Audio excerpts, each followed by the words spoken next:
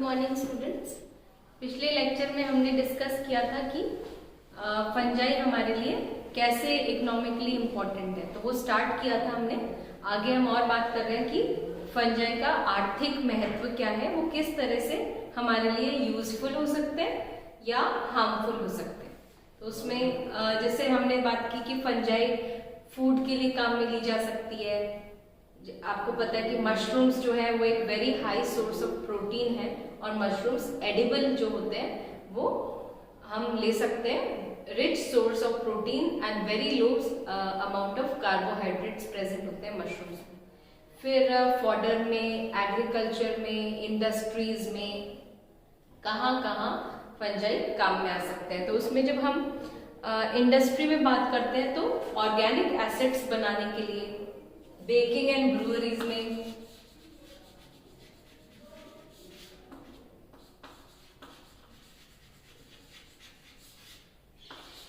Industries हैं, और organic acids.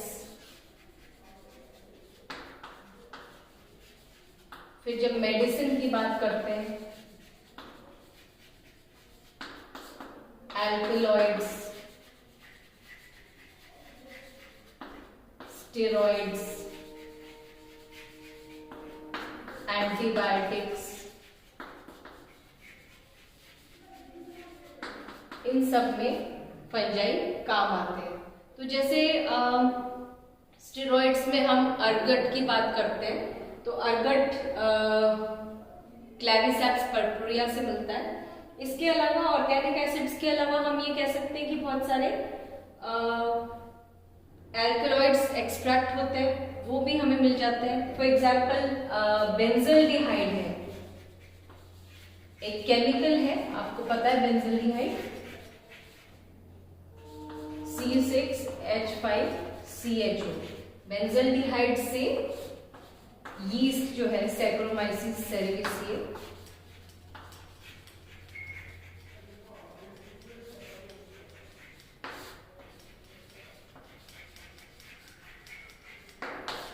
उसका एक्शन होने के बाद क्या बन जाता है, एफेड्रिन बनता है। और ये जो एफेड्रिन है ये अस्थमा एंड ब्रीदिंग प्रॉब्लम्स में मेडिसिन का काम करता है। ठीक है। फिर एंटीबायोटिक्स की बात करें तो जो फर्स्ट एंटीबायोटिक डिस्कवर हुआ था वो अलेक्जेंडर फ्लेमिंग ने किया था।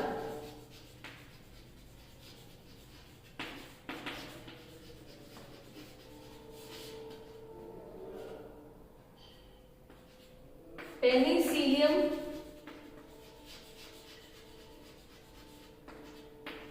नोटेटम एक फंजाई है जो एस्कोमाइसिटीज को बिलोंग करता है, और इसमें जो कोनिडिया बनते हैं वो एक ब्रांच्ड कोनिडियोफोर पे बनते हैं, और स्टेरिगमेटा होते हैं, और ये ब्लू मोल्ड भी कहते हैं इसको। तो इनको कल्चर करते हुए by the phenomenon of serendipity, एक वर्ड आपको ध्यान रखना है, सेरेंडिपिटी एक फिनोमिनन है जहां मतलब कोई पर्सन या कोई साइंटिस्ट उस केमिकल को डिस्कवर करने की कोशिश नहीं कर रहा था, लेकिन जस्ट बाय एक्सीडेंट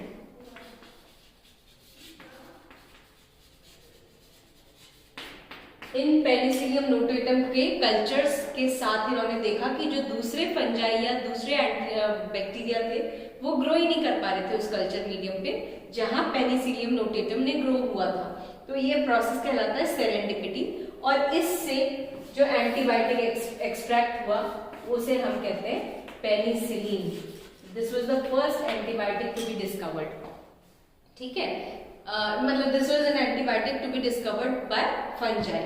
ठीक है, तो ये पेनिसिलियम नोटेटम से अलेक्जेंडर फ्लेमिंग ने सेरेंडिपिटी जो प्रोसेस होता है उससे डिस्कवर किया था एंटीबायोटिक। इसके अलावा विटामिन है इंडस्ट्री में। विटामिन इंडस्ट्री भी एक इम्पॉर्टेंट इंडस्ट्री है कि विटामिन का प्रोसेस करना होता है, विटामिन प्रोड्यूस करने होते हैं। तो राइजोपस है, रोडोटोरुला है,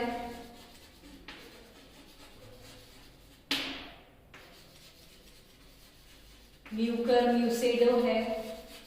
इन सब से विटामिन बी कॉम्प्लेक्स,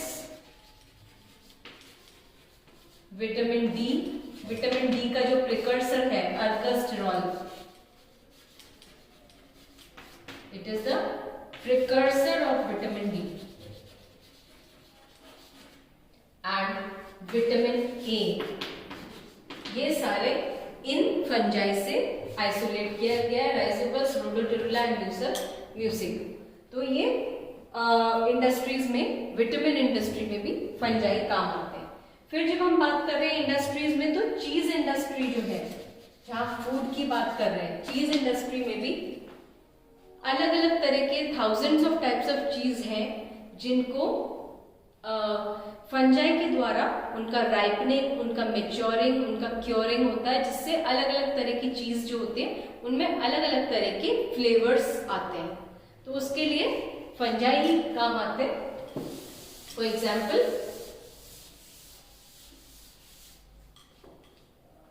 रॉकफोर्ड चीज है, कैमेम्बर्ट चीज है, ये अलग अलग तरह के चीज हैं। इनके लिए पेनिसिलियम रॉकफोर्टाई, पेनिसिलियम कैमेम्बर्टाई, ये काम में आते हैं। इनके इनॉकुलेशन के बाद जो सबसे पहले प्रोसेस में क्या होगा, मिल्क लेंगे, मिल्क को बॉईल करेंगे, बॉईल करके उसमें रेनेट एंजाइम डालेंगे। रेनेट एंजाइम डालने से कर्ड्स अलग हो जाएंगे, वे अलग हो जाएगा, मतलब पानी वाला हिस्सा अलग हो जाएगा, और गाढ़ा वाला दूध का हिस्सा जो कोएगुलेट हो गया प्रोटीन का, केसीन वाला, वो अलग हो गया। अब वो जो कोएगुलेट हो गया उसमें ये इनॉकुलेशन किया जाता है किसी ना किसी एक फंगस का।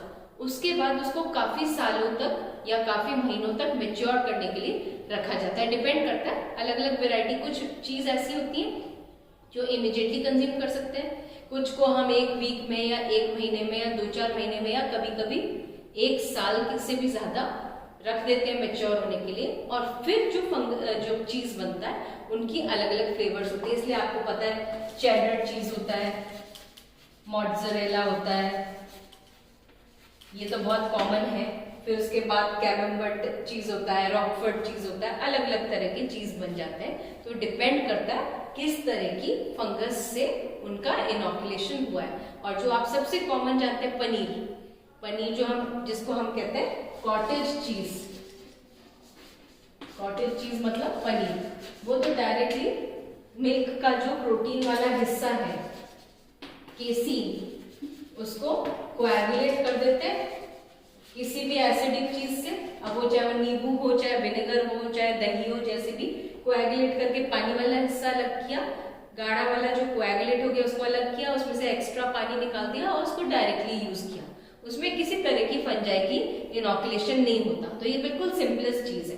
लेकिन फ्लेवरिंग्स और कलरिंग्स देने के लिए अलग अलग फंजाई यूज किए जाते हैं। तो वो है, ये एग्जाम्पल है कि फंजाई को कैसे यूज किया गया कि इनका हो सके फ्लेवरिंग एंड कलरिंग अलग तरह की। तो आप देखेंगे कि कुछ चीज ऐसी होती है जिनकी बड़ा बैरल शेप्ड स्ट्रक्चर है या डिस्क लाइक स्ट्रक्चर है, काफी थिक। किसी के रेड कलर की कवरिंग होती है, किसी की ब्लू होती है, किसी की ग्रीन होती है, और इनकी खुशबू में भी बहुत अलग अलग वेराइटीज होती हैं। तो डिपेंड करता है कि किस तरह की फंगस ने उनको मेच्योर किया। ठीक है, तो इस तरह से ये फंजाई बहुत सारे कामों में आपको पता चल रहा है कि ये यूजफुल है हमारे लिए। ये यूजफुल होते हुए हमारे लिए बहुत इकोनॉमिकली इम्पोर्टेंट है, क्योंकि इनसे हम तरह तरह की इंडस्ट्रीज, बेकिंग है, ब्रूअरी है, ऑर्गेनिक एसिड फॉर्मेशन है, चीज फॉर्मेशन है, फिर मेडिसिन में अल्कलॉइड्स, स्टीरॉइड्स, एंटीबायोटिक्स बन रहे हैं। तो ये सारे इससे पता लग रहा है कि फंजाई हमारे लिए कितने ज्यादा इम्पोर्टेंट हो सकते हैं। आगे हम कंटिन्यू करेंगे इस बारे में in the next class. Thank you.